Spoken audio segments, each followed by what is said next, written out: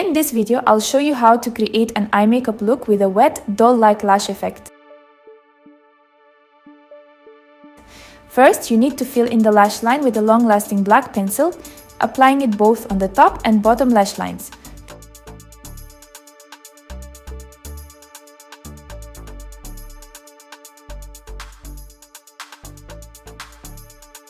To achieve the wet lash effect, you'll need eyelash glue, tweezers, the lashes themselves. The size of the lashes depends on the length of your natural lashes. Mine are long, so I'm using 13mm false lashes. To create the clumped wet look, dip the lash clusters in glue and press them together with your fingers.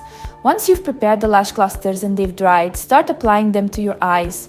It's important to glue them in the same direction as your natural lashes grow. At the outer corner, slightly towards the temple and straight in the center of the eyelid.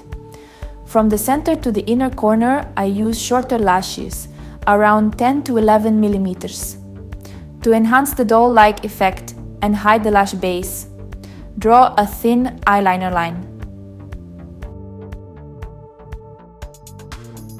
I also created wet clusters for the lower lashes, using the shortest lashes, 6mm.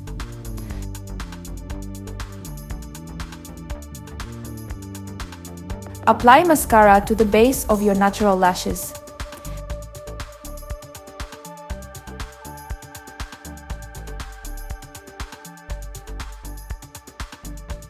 And the wet lash effect makeup is complete.